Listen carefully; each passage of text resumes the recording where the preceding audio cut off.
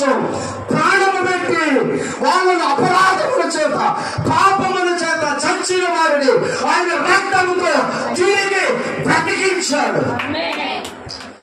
ఈ ఉదయకాలం వాక్య ధ్యానం నిమిత్తమై ఎఫెసీయులకు రాసిన పత్రిక 2వ అధ్యాయము 1 నుంచి చూద్దాం. మీ అపరాధముల చేతను పాపముల చేతను మీరు చచ్చిన వారై ఉండగా ఆయన మిమ్మును క్రీస్తుతో కూడా బ్రతికించారు. ఇక్కడ అంటాడు అపొస్తలుడైన పౌలు, మీరు అపరాధముల చేతను పాపముల చేతను చచ్చిన వారై ఉండగా క్రీస్తు ఆయన మరణను బ్రతికించారు. చాలా జాగ్రత్తగా గమనించారు. మనం ఎలా ఉన్నామంట?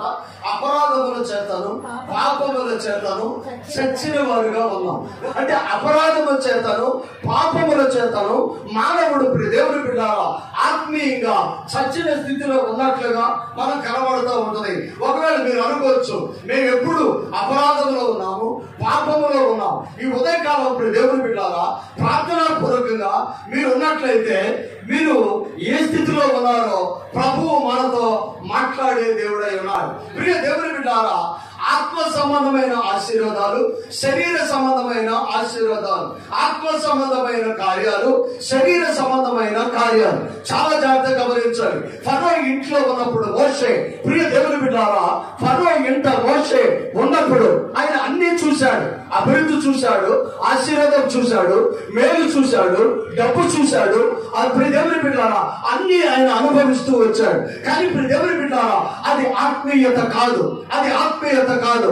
అతను ఎప్పుడైతే క్షణకావేశంలో ఒక వ్యక్తిని చంపివేశాడో అక్కడి నుంచి పారిపోయి రాజ్యాన్ని, రాజుని, రాజగృహాన్ని, రథాన్ని విడిచిపెట్టి అరణ్యంలోకి వెళ్ళిపోయాడు. ప్రియ దేవుని బిడ్డలారా రాజు ఇంట్లో ఉన్నప్పుడు సుఖంగా ఉన్నాడు, సంతోషంగా ఉన్నాడు, అన్ని అనుభవించాడు. కానీ అది శరీర సంబంధమైన అభివృద్ధి.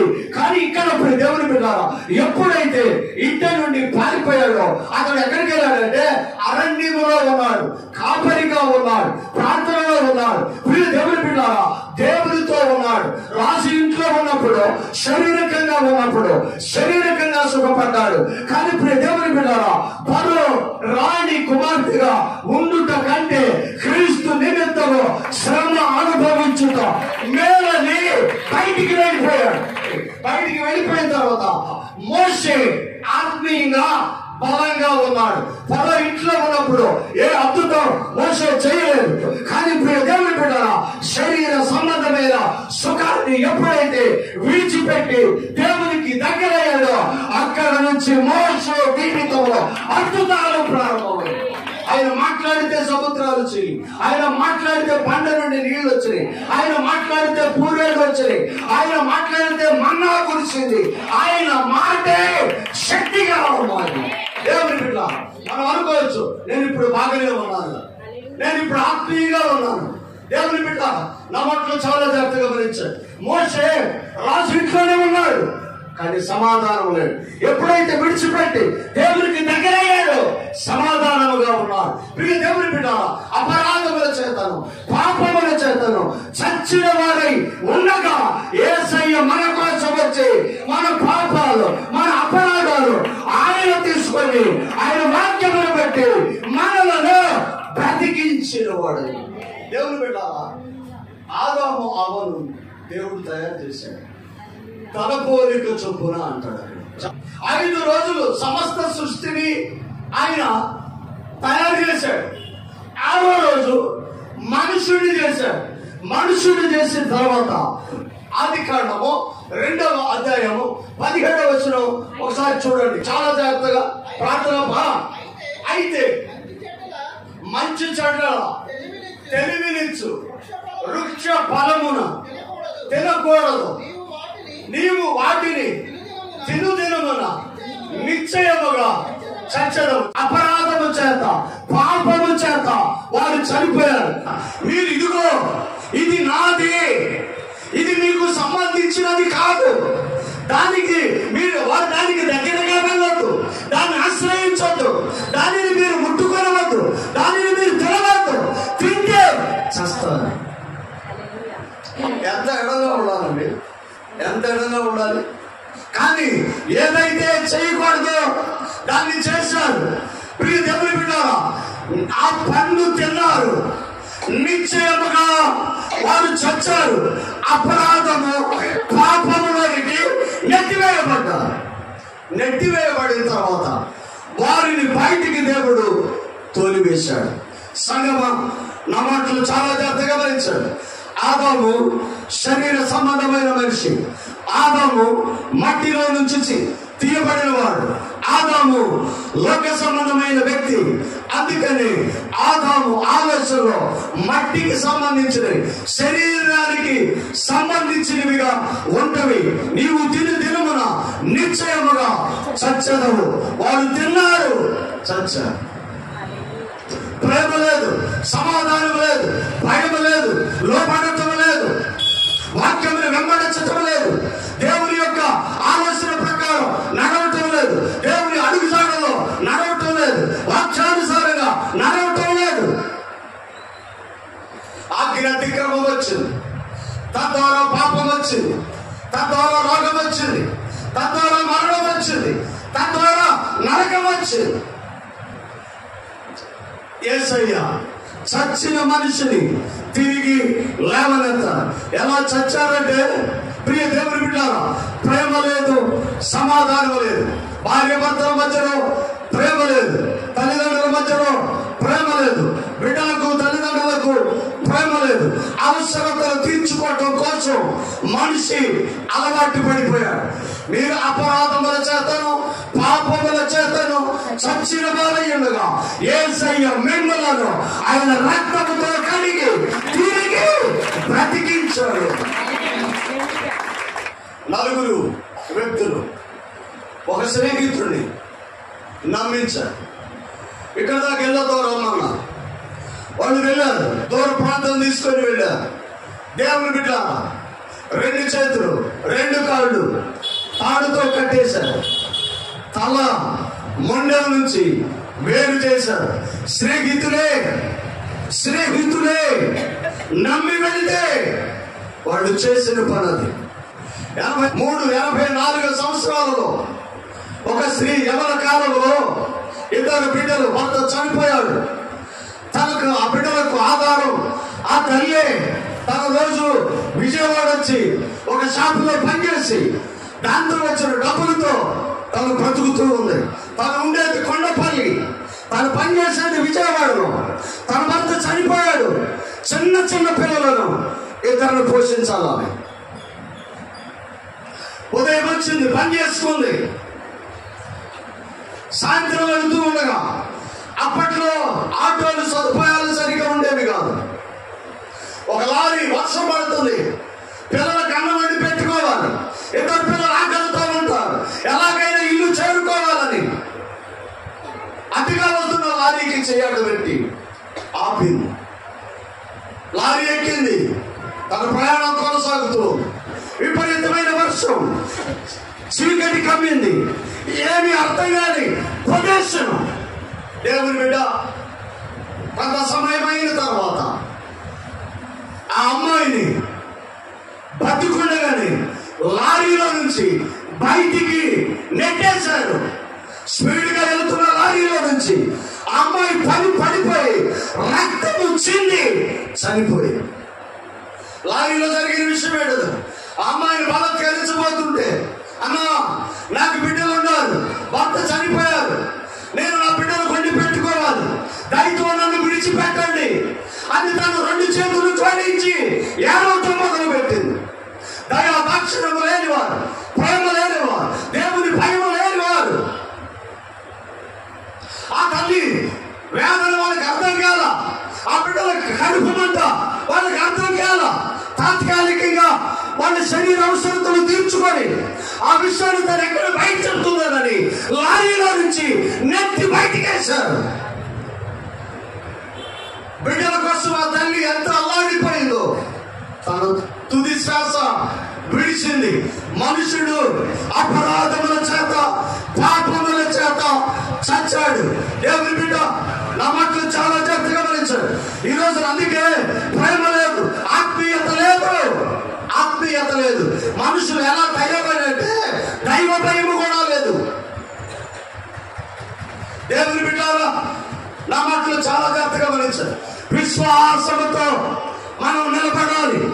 విశ్వాసంతో మనం ఉండకపోతే బైబిల్ పట్టుకొని పరిశుద్ధాత్మను పొందుకొని మందిరానికి వస్తే వాక్యాన్ని చదివి వాక్యాన్ని తెలుసుకొని ఇంకా నీవు చచ్చిన స్థితిలోనే ఉంటే,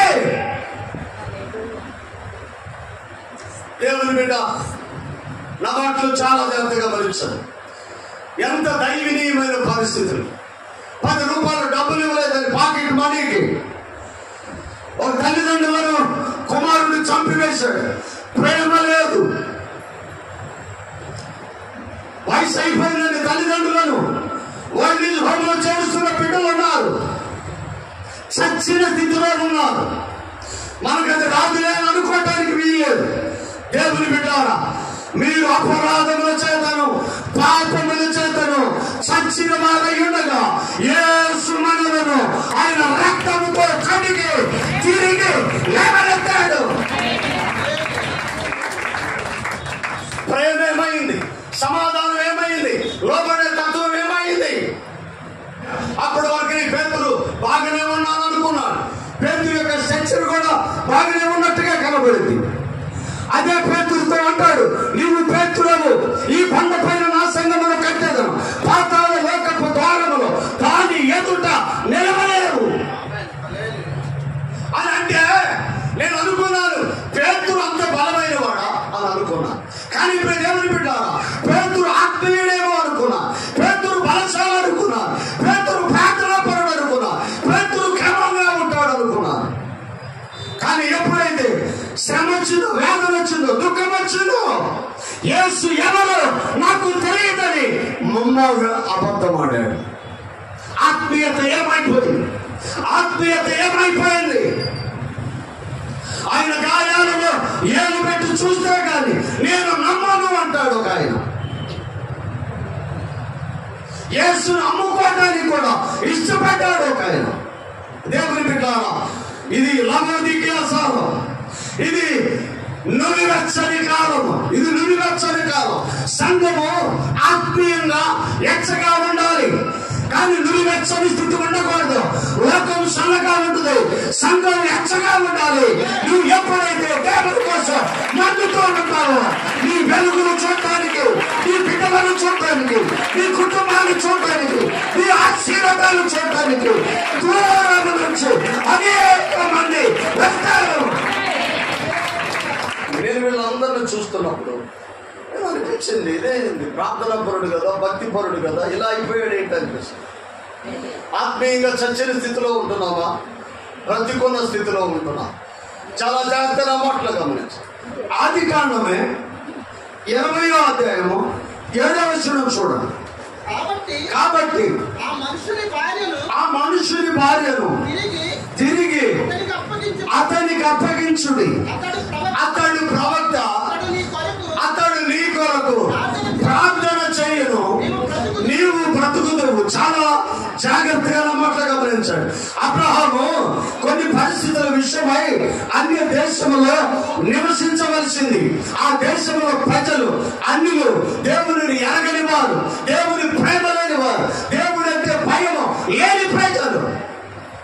వాళ్ళు అనుకున్న మాట ఏంటంటే అబ్రహాము భార్యను, అబ్రహాము కుటుంబాన్ని స్వాధీనపరుచుకొని దాన్ని ఎలాగైనా లేకుండా చేయాలని ఆలోచన చేస్తూ ఉండగా ఆమె అక్కడ రాజంటాడు, ప్రియ దేవుని బిడ్డలారా, ఒక చక్కని మాట అతను మాట్లాడతాడు. అతడు ప్రవక్త, అతడు మన కొరకు ప్రార్థన చేయగా మనము బ్రతుకుతాము అని మాట్లాడతాడు. ఆమె హల్లెలూయా. చచ్చిన మనిషి తిరిగి బ్రతకాలి అంటే ఒక బలమైన ప్రార్థన అవసరమై ఉన్నది. ఈ రోజున ప్రియ దేవుని బిడ్డలారా, ప్రార్థన లేక, ఆత్మీయత లేక, విశ్వాసం లేక, ప్రభువుతో లేక అనేక మంది ఆత్మీయంగా చచ్చిన స్థితిలో ఉంటున్నారు. అందుకే అంటాడు కదా, ఆమె హల్లెలూయా, అతడు ప్రవక్త, అతడు మన కోసం ప్రార్థన చేస్తే మనము బ్రతుకుతాము అని మాట్లాడుతాం. దేవుని బిడ్డలారా, నా మాటలు చాలా జాగ్రత్తగా గమనించారు. దైవదాసుడు అంటే ఏమనుకుంటున్నాం? దైవదాసుడు కుటుంబం అంటే ఏమనుకుంటున్నారు? దైవదాసుడు కుటుంబం అంటే ప్రియ దేవుని బిడ్డలారా, నీవు ఎలాగా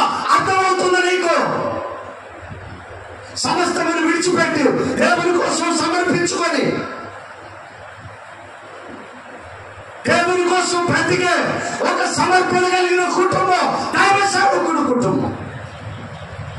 దైవ సేవకుడు ప్రార్థన చేయగా మనము బ్రతుకుతాము అంటాడు అన్యరాజు.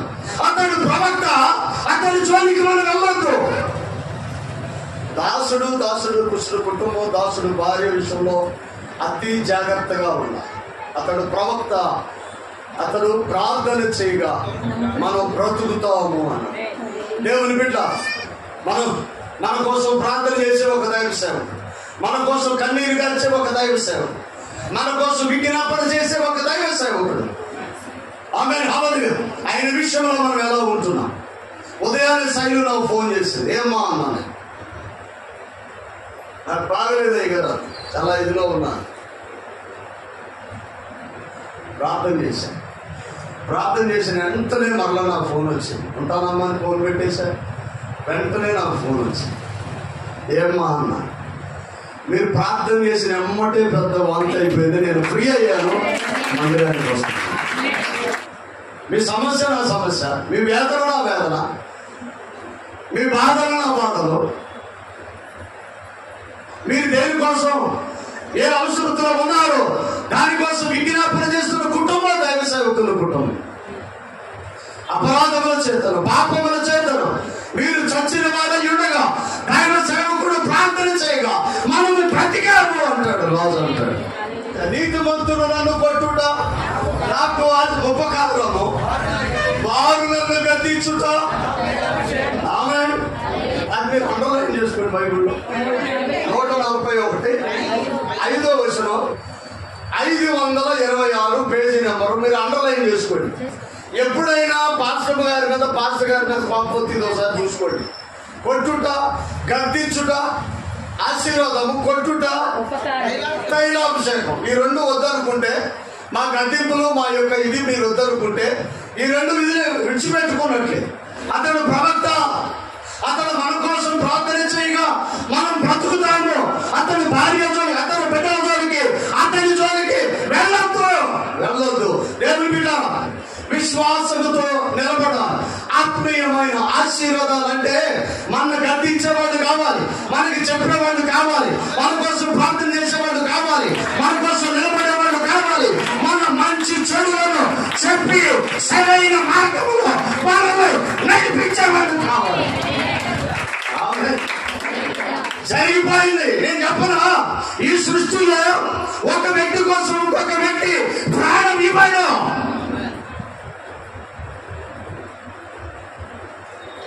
కానీ మన కోసం చచ్చిన స్థితిలో నుండి మనను లేవనెత్తాడంటాడు. పెంట కుప్పల మీద నుంచి దీనులను పైకి లేవనెత్తువాడు ఆయనే. ఎక్కడ పడిపోయావు అక్కడ చూడగలడు ఆయన. నువ్వెక్కడ అది వెనక పడిపోయావు అక్కడికి రాగలడు.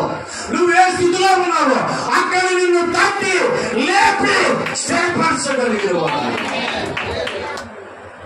అతడు ప్రవక్త, అతడు ప్రార్థన చేసిన ఎడల మనము బ్రతుకుతాం. అతని కుటుంబం జోలికి, అతని భార్య జోలికి, అతని జోలికి మనం వెళ్ళొద్దు. దేవుని బిడ్డ, నా మాటలు చాలా జాగ్రత్తగా గమనించాలి. ప్రేమ లేని ఈ లోకములో ప్రేమను పంచి ఇచ్చిన వాడు యేసయ్య, ప్రాణం ఇచ్చిన వాడు యేసయ్య. మనం ఇంకనూ పాపములో ఉండగానే ఉంటుంది బైబిల్లో. మన పరిశుద్ధం కాదు, నీతిమంతులం కాదు. నీతిమంతులుగా ఉండటం కోసం మన దైనందిన జీవితంలో నిత్యము ప్రాక్టీస్ చేస్తూనే మనం పడిపోతున్నాం. కానీ అయినను ఆయన మనలను కాపాడుతూనే ఉన్నాడు. శరీరాన్ని గెలవాలి, లోకాన్ని గెలవాలి, బంధువులు గెలవాలి, శత్రువులు గెలవాలి, రాజులు గెలవాలి, అధికారాన్ని గెలవాలి, శరీర సంబంధమైన ఆలోచనలు గెలవాలి. ఎందుకు ఆత్మ సంబంధమైన ఆశీర్వాదాలు? కొలస్సీ పత్రిక 3వ అధ్యాయము 1 నుంచి చూడండి. మీరు క్రీస్తుతో కూడా లేపబడిన వారైతే పైనున్న వాటినే వెదకుడి, మీరు మృతి పొందితిరి, మీ జీవము క్రీస్తుతో కూడా దేవుని దాచబడి ఉన్నాం. చచ్చిన స్థితిలో మనం ఉన్నాం.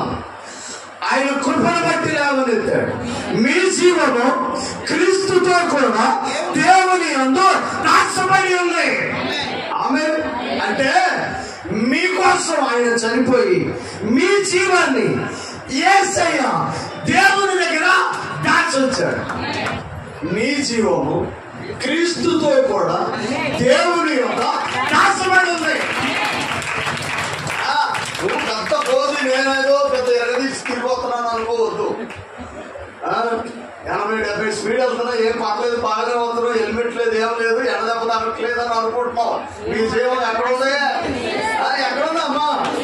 ఎక్కడుంది? యేసయ్య దగ్గర దాచిపెట్టి ఉంది.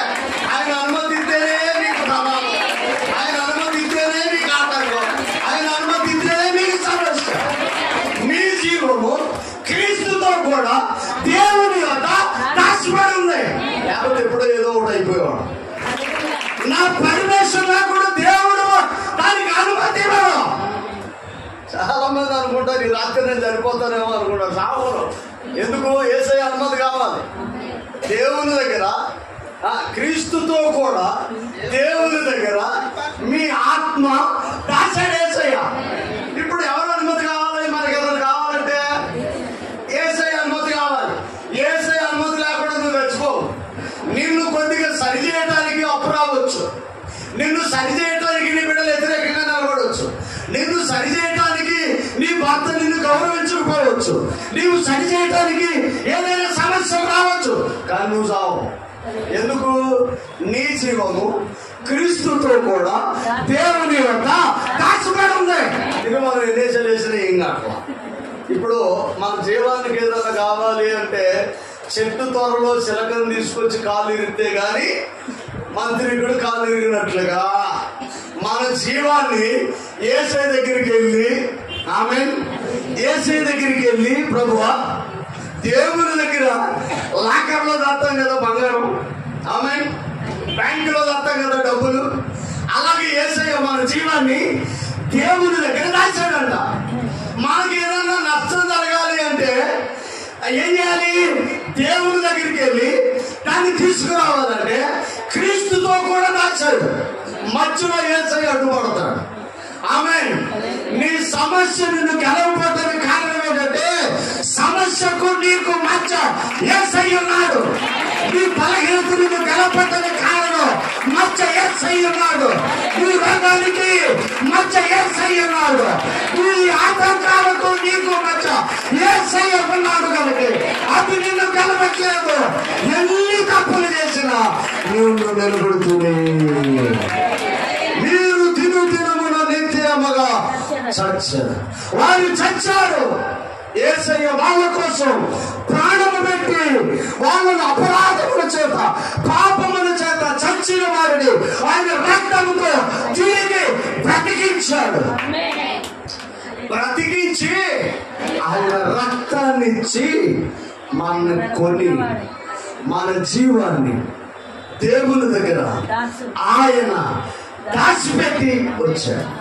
అందుకే అపొస్తలుడైన పౌలు అంటాడు, నేను నా సొత్తు కాదు, విలువ పెట్టి కొనబడ్డాను, నేను దేవుని సొత్తు.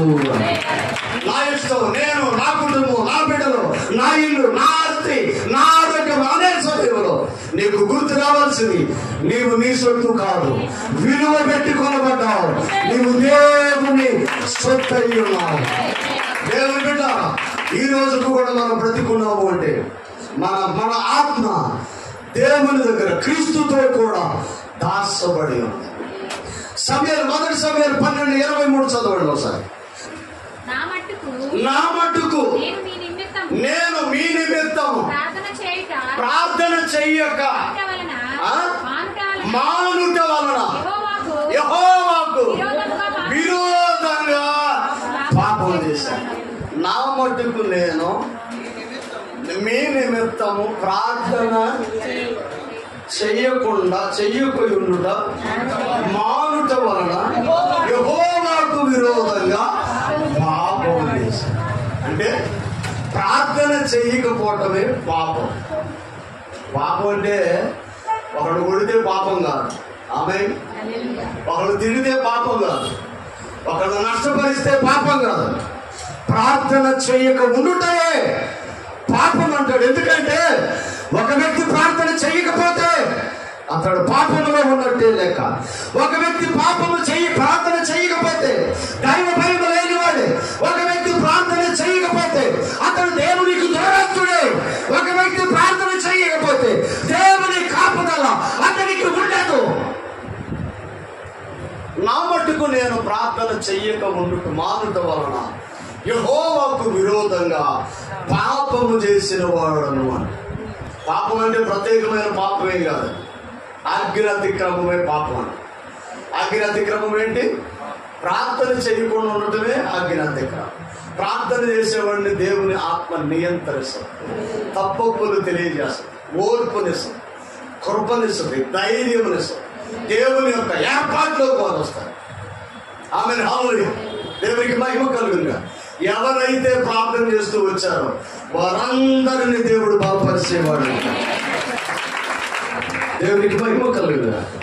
ఆయన మనను ప్రేమించాడు, మన సచ్చిన స్థితిలో నుంచి ఆయన లేవనెత్తాడు, మన ఆత్మను దేవునితో కూడా దాచిపెట్టి వచ్చాడు. ప్రియ దేవుని బిడ్డలారా, విశ్వాసంతో నిలబడడం, దేని విషయమై అతిశయించడానికి వీల్లేదు. నీవు దేవుని సన్నిధిలో నిలబడ. అతడు ప్రవక్త, అతడు మన కొరకు ప్రార్థన చేయను, మనము బ్రతుకుతాము అంటాడు. తిమోతిని గురించి మాట్లాడుతాడు కదా, అతడు నిత్యము మీ కొరకు ప్రార్థనలో పోరాడుతున్నవాడు. అపొస్తలుడైన పౌలు తిమోతిని గురించి అంటాడు, అతడు నిత్యము మీ కొరకు విజ్ఞాపన చేస్తున్నాడు. దేవుని బిడ్డ, నా మాటలో చాలా జాగ్రత్తగా గమనించు. ఒక ప్రవక్త అడుగు పెట్టడం, ఒక ప్రవక్త రావటం, ఒక ప్రవక్త ప్రార్థన చేయటం, ఒక ప్రవక్త గౌరవించటం, అది నీకు, నీ బిడ్డలకు, నీ కుటుంబానికి ఆశీర్వాదం.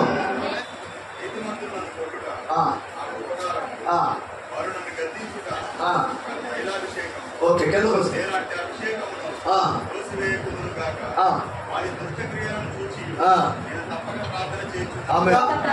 వారి దుష్టక్రియలను చూసి నేను తప్పక ప్రార్థన. ఎవరు దుష్టక్రియలు? ఎవరు దుష్టక్రియలు? సేవకుడు దుష్టక్రియలు. నీకు నచ్చండి వాళ్ళలో నీకు ఏదైనా కనబడితే నువ్వు చేయాల్సింది ప్రార్థనే తప్ప వాళ్ళ కోసం ఏం చేయాలి? మానక తప్పక ప్రార్థన చేయాలి. నేను అదే ప్రార్థన చేస్తాను. ఎవరికైనా ఏదైనా నాకు ఇబ్బంది కలిగితే, ఎవరైనా విశ్వాసం నుంచి నాకు ఏదైనా ప్రాబ్లం అయితే వాళ్ళ కోసం నేను ప్రార్థన చేస్తాను. ఒకవేళ ఉంటే ఒక్కొక్కడు 3 రోజుల కోసం ఉండి ప్రార్థన చేయండి. ప్రభువా, అసలు అయ్యగారి మీద ఏంటి, నేను ఇంత బాధగా ఉన్నాను, ఇంత ఇదిగా ఉన్నాను, నాలో ఆ మనసు తీసేది ప్రభువా, నాన్నగా ప్రార్థన చేయమన్నారు కదా. ఇప్పుడు నేను చెప్తున్నాను, 3 రోజులు ప్రార్థన చేయండి మానకుండా.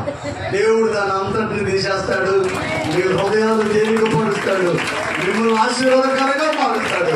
మీ హృదయంలో సంతోషం, మీ ముఖంలో నవ్వు, మీరు వికసిస్తారు, దీవించబడతారు.